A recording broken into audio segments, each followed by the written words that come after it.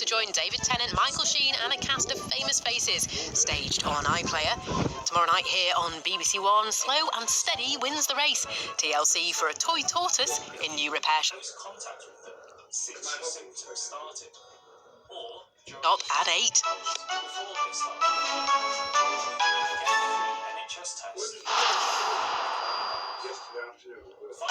We've got midweek match of the days for you tonight and tomorrow, starting with this evening's 4 games. Manchester City were looking to go back to the top of the table at West Brom. There are also highlights from Southampton versus Arsenal, Newcastle Leeds and Crystal Palace against West Ham. Join us after the news.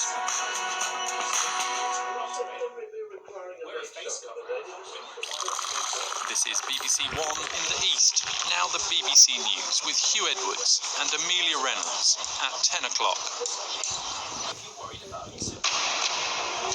Tonight at 10, the United Kingdom is the first European state to record more than 100,000 deaths linked to the pandemic. These are human beings. These are people with families. They have lives. They're not just numbers. I'm left now with a young family who've got no dad. That was the last time I saw her. And she was so beautiful. She was so pretty. A host of grieving families and friends expressing their pain as the UK now has one of the highest COVID death rates in the world.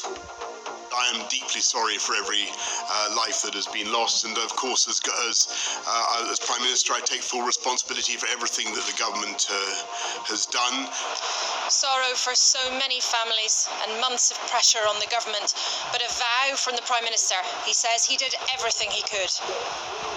We'll be reporting on the sombre milestone passed today, and we'll also have the latest details on the mass vaccination programme. As the rollout continues across the UK, there is a dispute between vaccine manufacturers and the European Union on the way that distributions are made. The latest hard evidence from the NHS frontline. Tonight, we're in Mansfield talking to patients and staff there. The one night shift that I had last week was one of the worst shifts I've ever had in 21 years of nursing. And unemployment at a 5-year high just about, as government intervention in the economy reaches a new peacetime record. On Look East tonight, Suffolk gets its first mass vaccination centre at last, open from 8 till 8, 7 days a week. And 5 schools on a US airbase in Suffolk have reopened despite the national lockdown.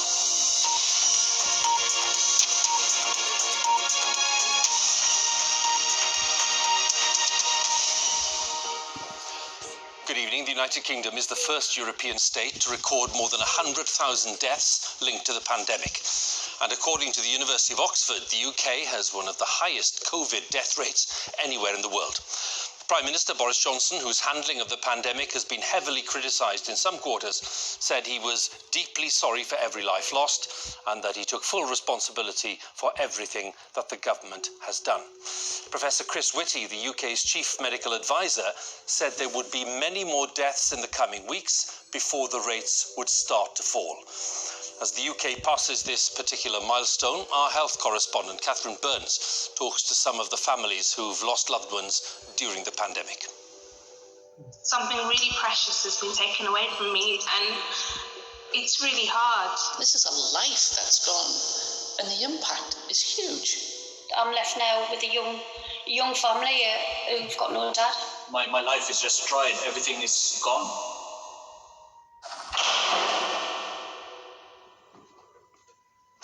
Today we're using candles to represent those who died.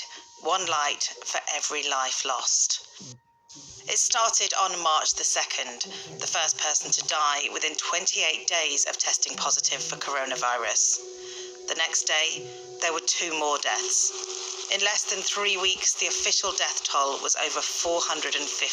You must stay at home. The Prime Minister announced a national lockdown on March the 23rd. The next day, the official death toll reached 1,000.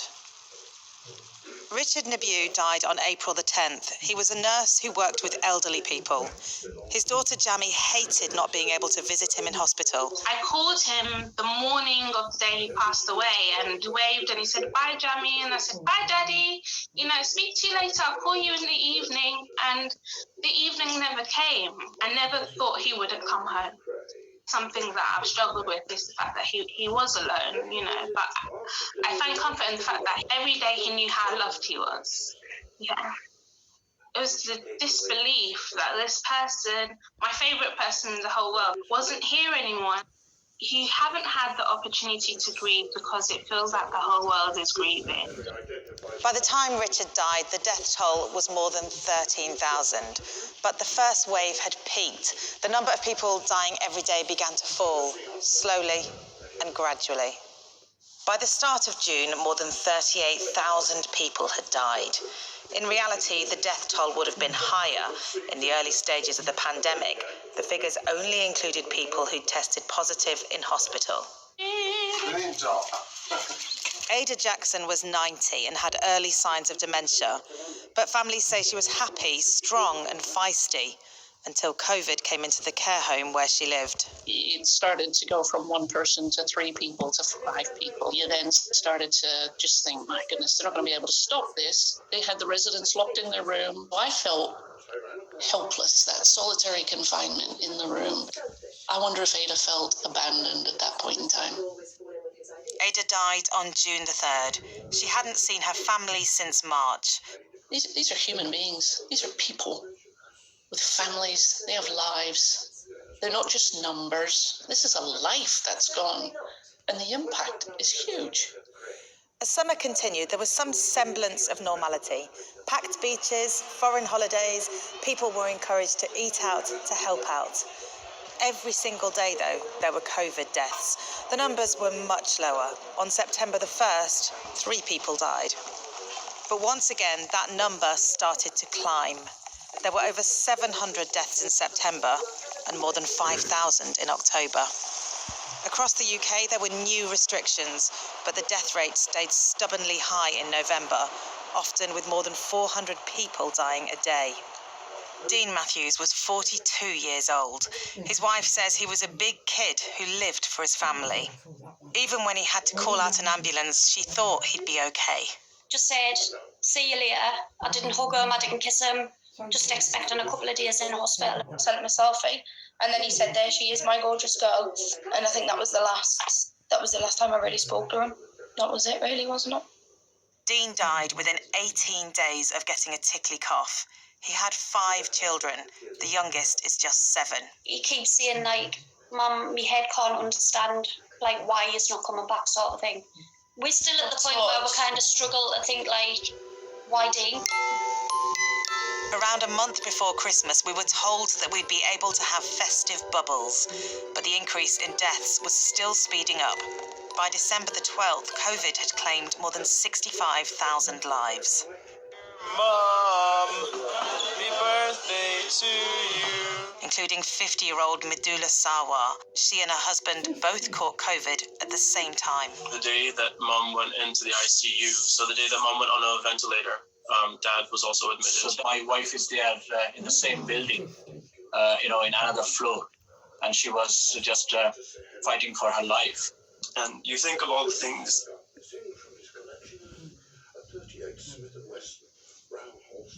I'm okay. You think of all the things that, you're going to miss. Sawa recovered, but his wife was critically ill for weeks. I had a diary of every day, morning and afternoon. Everything is just written here. Including the day medics said Sawa, Rashik and his 14-year-old brother could come and say goodbye. Doctor was very sorry to say that the time has now come to an end. That was the last time I saw her. And she was so beautiful. She was so pretty. She was so beautiful, the way she was looking when she came to my life 31 years back. So that's the most precious memory I have. By New Year's Eve, the death toll had reached 76,000. Now it's taken just a few more weeks to get to 100,000. And this is not over yet. It's a loss that should never have happened. It should never have gotten to that scale. It's not just 100,000 people, it's 100,000 people whose families are going to miss them for the rest of their lives. The echoing voices of just a few of the families grieving for loved ones since the pandemic struck in March of last year. Well, as I mentioned earlier, the Prime Minister says that he is deeply sorry for every life that has been lost and takes full responsibility for everything the government has done. Speaking in Downing Street today, he said the government had done everything it could to minimise the loss of life. Our political editor, Laura Kuensberg, has more on the response. A strange and frightening drumbeat first emerged. There have now been 4 deaths from coronavirus in the UK. Then a horrible and familiar rhythm. 759 have 5,300, 16,000 and 39,728 have now died. The soundtrack of a crisis, nearly a year in the making. A terrible crescendo towards today. I'm sorry to have to tell you that today the number of deaths recorded from COVID in the UK has surpassed 100,000. And it's hard to compute the sorrow contained in that grim statistic. Around a third of those who've fallen victim to the disease are among the most vulnerable, the most elderly. In care homes cut off from the outside. Twice patients came into Thai Yilmaz homes with COVID without a test, bringing the worst. This thing came in mercilessly. 7 residents died in a week. These people aren't numbers, they're family, they're people that we look after, we care for. I'm sorry, I get emotional about it, but it's just devastating. What's it been like for you personally? Stopping's not an option, is it? I mean, we're dealing with people's lives here. You do whatever it takes. You don't stop. And the cost of the close down to try to slow the spread of the disease has broken all the wrong records. Anna in Essex was first one of millions put on furlough, then redundant, now on the search for a job, sometimes competing with 200 others. It was frightening. I went from sort of hero to zero overnight. This time last year, we might have been sitting planning where we were going to go on holiday. Now I'm worried about putting the heating on. It's real worrying times. The pandemic's absorbed almost all the government's time and focus, but whether on adequate equipment, testing or lockdown itself, ministers have been accused again and again of being too slow at the start. There's a strong sense, I think, that our government has been behind the curve at every stage, that there's been, if you like, a reluctance to take tough decisions when they needed to be taken. No government's ever grappled with a problem quite like this, but hoping for the best, the country's experiences are near the worst. Prime Minister, near the start, the hope in government was to contain the numbers to 20,000. It's now 5 times that. What went so wrong? I am deeply sorry for every life that has been lost, and of course, as Prime Minister, I take full responsibility for everything that the government has done. What I can tell you is that we truly did everything we could and continue to do everything that we can to minimise loss of life and to minimise suffering in what has been a very, very difficult stage and a very, very difficult crisis for our country. The appearances in Downing Street, the announcements of the daily toll, may feel like a terrible routine. But right now, in these dark days, how the government's run and how we live is hardly normal. Not normal at all. Laura Kuensberg, BBC News, Westminster. Well, since the beginning of the pandemic, almost 250,000 people in the UK have been admitted to hospital with COVID. More than 37,000 are in hospital at the moment.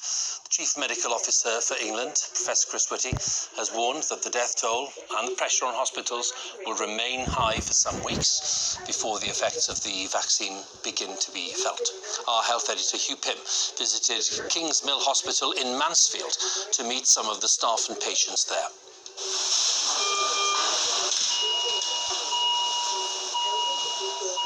Every day in intensive care is a daunting challenge for staff as they strive to keep patients alive. Some of the shifts that I have had are the toughest that I've ever had. In particular, one night shift that I had last week was one of the worst shifts I've ever had in 21 years of nursing. From experience, I can tell you that I'm seeing more sicker patients this time than I saw in the first wave. Doctors are trained to deal with death, but nothing like this. Umar has had to cope with the savage impact of COVID, both in his job and at home. My parents have got COVID. My mother-in-law is in the ICU at the moment. I've just lost some very dear family relatives of COVID. So when you see these patients in the hospital, it just gives you that flashback as well. But you've got to shut that down and you've got to continue looking after your patients as the best as you can. It's just so sad, you know, because for every person that dies, we know there's a family that's not been able to do the normal things that they would do for that loved one who's died. Edith is a hospital chaplain. She has to face up to grief most days, comforting the dying and their families, but also supporting staff who feel the losses intensely. Whenever you've got lots of people dying on the ward, you know, it comes at a huge cost to the staff as well as to the families. Gary has been a hospital porter for 27 years. It is emotionally draining. We move poorly people, and then we have to move deceased people. Diane is a cleaner. She's on the COVID frontline as much as anyone. I think if you could see the light at the end of the tunnel and somebody to say, you know, it's going to turn off, then that would be brilliant. But we're soldiering on and we're trying our very, very best to work as hard as we possibly can. How do you feel personally sometimes? Me? Upset. I go home sometimes and I could just sit and cry, and it's just because it's such a, you know, it's demanding at the moment.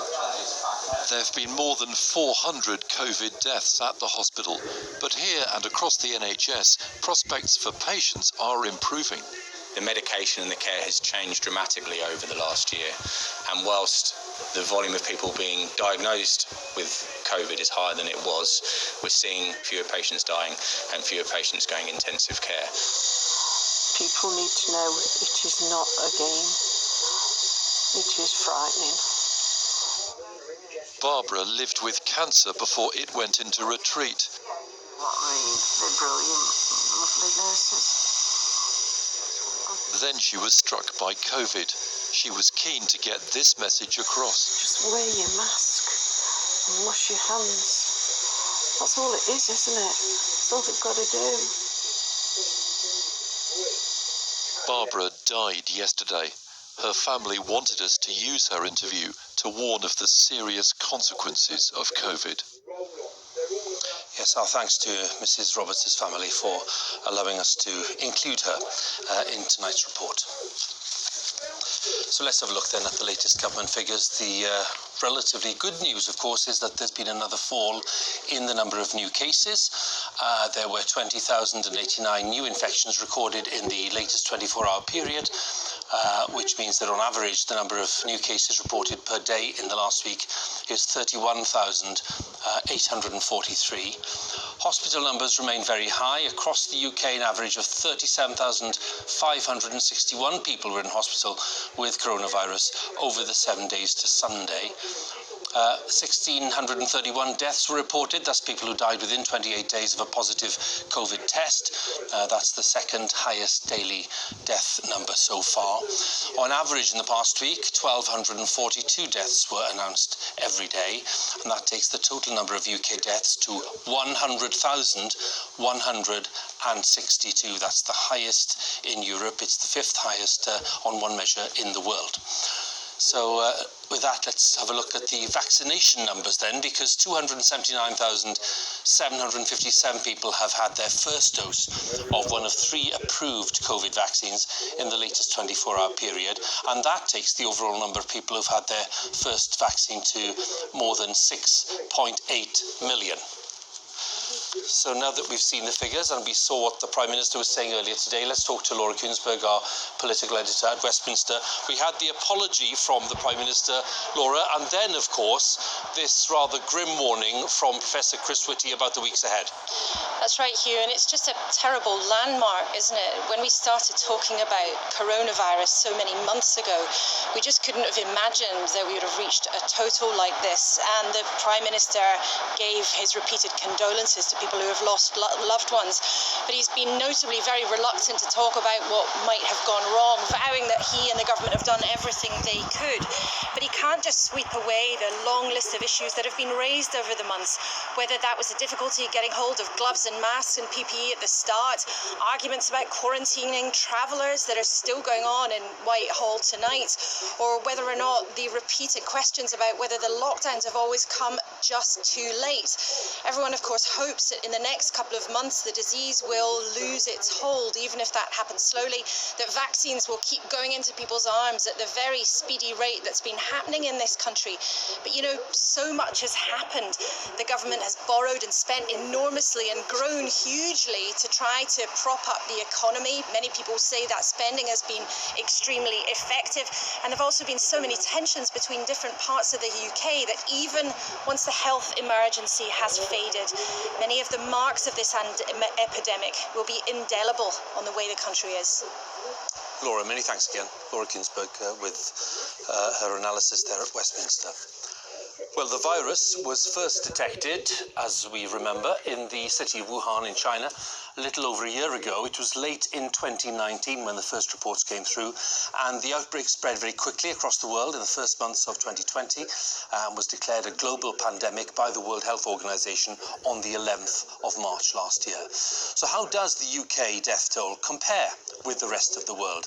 And what can explain why some countries have been hit by the pandemic so much harder than others? Our science editor, David Shukman, has this analysis.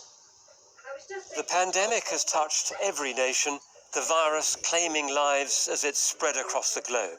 And despite the arrival of vaccines, the toll continues to be heavy. More than 2 million people around the world have now died of COVID so far, but some countries have suffered far more than others. And the best way to measure that is to look at the number of deaths in relation to the size of the population. So Vietnam, New Zealand, Australia and Norway have seen 10 deaths or fewer per 100,000 people. In fact, more than half the countries of the world have recorded losses at this relatively low level. Denmark, Germany, Poland and many others have lost more, but Brazil, the US, Italy and the UK are among those with the greatest losses of all. At least 100 COVID deaths for every 100,000 people. So what might explain this? A key question is the government response and how fast it was. Some countries were quick to enforce social distancing and other measures, like masks, for example, and the results have been clear. There's a lot more virus per thousand population in the UK and the US, in my view, than there is in some of the East Asian countries, which have reacted more rapidly and robustly when the outbreak starts. Planning for the pandemic is another factor, and how effective those preparations were. Countries hit by the SARS virus back in 2003 learned lessons and got ready. So did nations struck by Ebola. Britain provided them with expertise and finance to help look out for the next disease. We finance those institutions that help respond to outbreaks, yet we really don't listen to our own advice. So we didn't listen to the institutions that we finance that then said, to do this, you really need to implement effective track and trace and do that quickly, swiftly as possible. And then there's the controversial question of borders, and were they closed? Many countries did shut their frontiers, but the advice from the World Health Organization was to keep them open, because by then the virus would have slipped through anyway. But that guidance was often ignored. Some states did it. States such as New Zealand, Australia, they did it, and it benefited them in terms of minimising the risk of infection from those coming outside of the country. So it really raises this question of, was this advice around borders coming from the World Health Organization effective, and did it harm those countries that didn't close off its borders? How different countries have responded will be examined for years to come. But right now, the struggle against the virus is far from over. David Shukman, BBC News. The UK government has said that a dispute between vaccine manufacturers and the European Union will not be affecting supplies here, and warned against what ministers called vaccine nationalism. The European Union has warned that drug companies that export to countries outside the Union, that's including the UK, would be monitored. Our correspondent Nick Beake is in Brussels. Nick, what's triggered the row and what impact could it have? Well, Hugh, this international health crisis became even more political today, and that's because the EU is furious with the makers of the Oxford AstraZeneca vaccine, who have told EU countries that in the coming weeks they'll be receiving far fewer vaccines than promised, tens of millions fewer. And tonight the boss of AstraZeneca has said this is a consequence of the EU signing its contract 3 months after the UK did. So, for example, they haven't had the same amount of time to iron out production problems on their European sites. The EU is simply not buying this, though, and it's vowing to tighten the export of vaccines that are made within the EU. So you think of the big Pfizer factory here in Belgium. Normally lots of those jabs would be going to non-EU countries, which of course now includes the United Kingdom. Boris Johnson, though, saying tonight that he's fully confident in the supply of vaccines coming into the United Kingdom and is urging all countries to work together, Hugh, at this critical time. Nick, many thanks. Nick Beake there with the latest for us in Brussels. The pandemic has prompted the government to intervene in the economy in a way not seen outside wartime. Today, unemployment has reached its highest level in nearly 5 years. Many experts say that they would be even higher without the furlough scheme, which is subsidising jobs. Our economics editor, Faisal Islam, looks at the figures. This is the lockdown world of work. Emma in Kent applying for dozens of jobs, working, socialising and sleeping, all from one room in a shared house. Hi Emma, nice to see you. We caught back up with Emma, who we first met at the peak of the first wave. She was one of the unemployment statistics until the last few weeks. So I did have to rely on food banks, I did have to rely on friends and family to lend me money and whatnot. That wasn't the greatest impact though, it was the isolation. I'm used to going out to work, to have nothing to focus on, nothing to keep me, sane. It's been a torrid 12 months for workers, as large swathes of the economy were shut down in the pandemic. The official measure of unemployment was at 5% for the first time since 2016.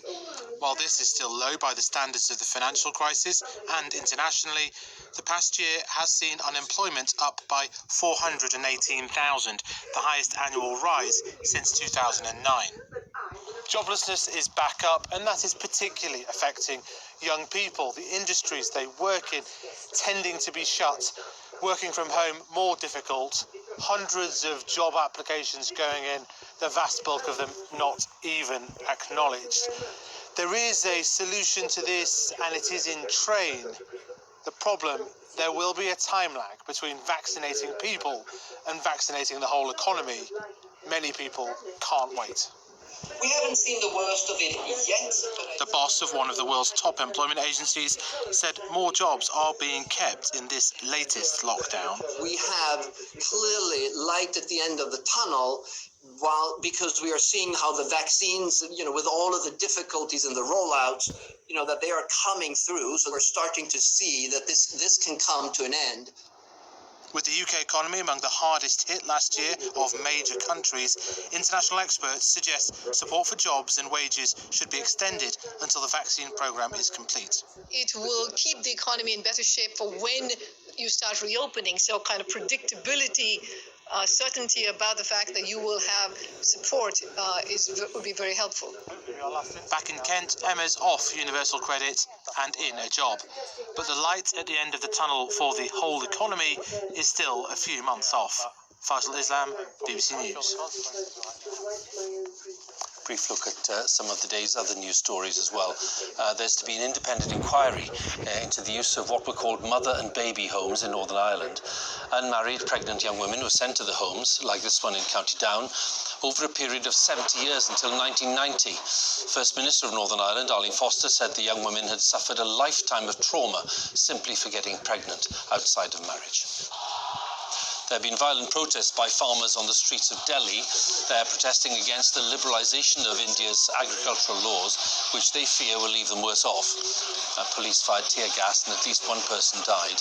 Farmers' union leaders distanced themselves from the violence, which took place on the country's Republic Day. The new US President, Joe Biden, has had his first phone call with Russia's President Putin since taking office. Mr. Biden raised concerns about the poisoning of the opposition leader in Russia, Alexei Navalny, and Russian aggression against Ukraine. Now, today's death toll of more than 100,000 in the pandemic means that the UK, as we were saying, has the highest number of COVID deaths in Europe and the 5th highest total in the world. And this map shows the areas that have been worst affected in the UK. The darker the colour, the higher the death rate per 100,000 people. Rhondda Cynon Taf in South Wales tops the list for all of the UK. The worst affected place in Scotland is Western Bartonshire. In England, the worst affected place is Folkestone in Kent. Now, our Home Affairs editor, Mark Easton, examines the causes of so many deaths in another of the UK's badly hit places, and that is Blackpool in Lancashire. In the year since COVID first swept across Britain's shoreline, it has killed 100,000 people, among the worst death rates of any country in the world. The corner of northwest England around Blackpool has proved particularly vulnerable. So could this part of Lancashire help explain why Britain has been so battered by the virus? There are political questions, of course. Too little, too late is the criticism. But the germs of this pandemic catastrophe were here long before COVID washed up.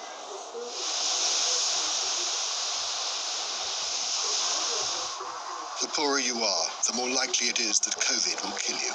And while Britain is a rich country, it's also a very unequal one. The virus death rate in England's most deprived neighbourhoods is 2.5 times higher than in the richest areas. And this part of Lancashire has some of the poorest communities in Western Europe. Kath Powell works with a charity that delivers food and blankets and hope to what she calls the left behind on Blackpool's Grange Park estate. Hi, Angela. I'm good. How are you today? We had no idea how many people were behind these doors. There's your meal for today. Really lonely, really isolated, and who are really struggling, but actually nobody knows about. You know, nobody knows about them, and they are the forgotten people. And as a society, I don't know how we let that happen. COVID preys on people with existing health problems, particularly those who are overweight. Britain is among the most obese countries in Europe.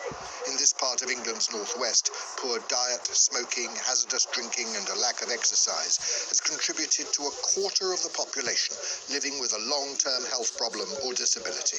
Well, we've created ideal conditions for this virus. I believe by not paying enough attention to public health. This has been decade after decade after decade.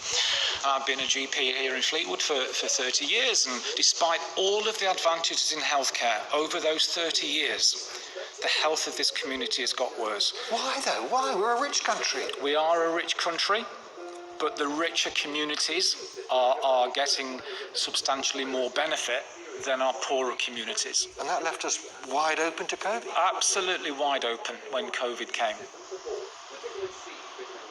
Age is a measure of your vulnerability to COVID. Britain is actually younger than most European countries, but our system for caring for the elderly has been in desperate need of reform for decades, and it proved disastrously vulnerable when the virus arrived.